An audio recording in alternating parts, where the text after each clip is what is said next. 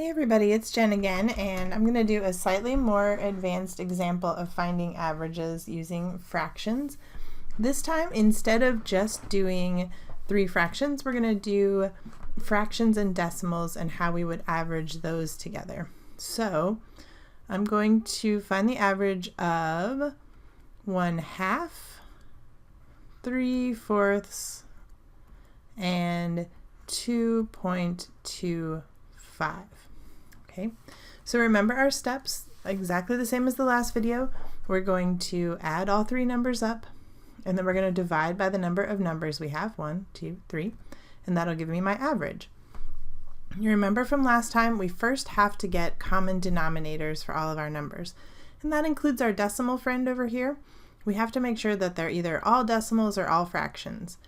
Now, looking at these, I know that I can change 1/2 and 3/4 into decimals, and you might know that too. If you've been playing with fractions all week, you know that 1/2 is the same as 0.5 and 3/4 is the same as 0.75. And so if you run into an easy example like this and you can just quickly change everything into a decimal, that's great. And to do that, then I would just add these up and divide by 3. Pretty easy. But let's talk about the more complex example and the way that you'll usually need to do this, which is to change everything to a fraction. So 1/2 already a fraction, 3/4 already a fraction. Now I need to change 2.25 to a fraction. So remember that to change a decimal to a fraction, I'm going to put the whole thing over the division bar, and then I'm going to count the numbers behind the decimal point. So here I've got 1, 2 numbers to the right. That means I add 2 zeros below and then put a 1. So what I end up with is 2.25 is the same as 225 over 100. So now my problem becomes 1/2, 3/4, and 225 over 100 to find the average. Now you're probably looking at 225 over 100 and going, well, I could definitely simplify that down. Clearly 5 goes into both of these.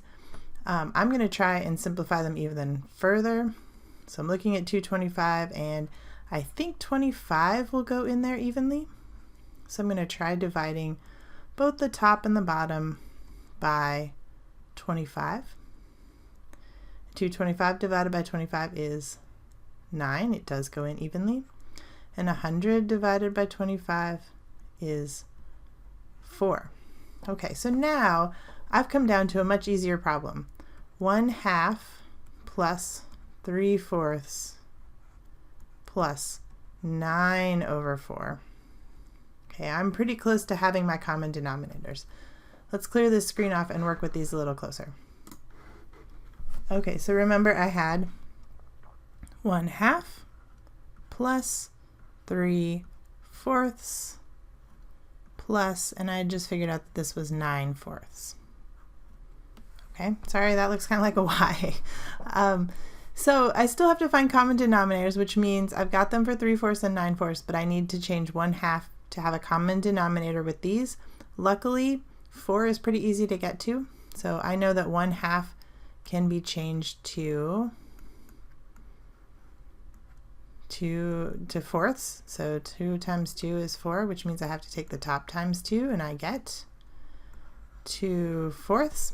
So now my problem is 2/4 plus 3/4 plus 9/4. And so what I end up is 2 plus 3 is 5, plus 9 is 14 over 4.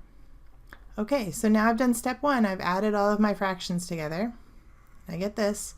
Remember, I still have to do step 2 and divide by 3. Before I get there, I want to simplify this to make my life easier. So 14 over 4, those are both even numbers, which means I can divide them by 2.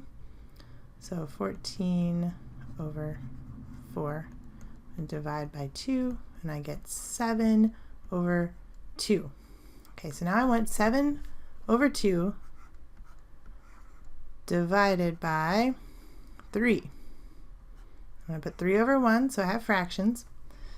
And then remember, my next step is to flip the second number, reciprocal, so I end up with 7 over 2 times 1 over 3. And then I'm going to multiply straight across. 7 over 6 becomes my answer.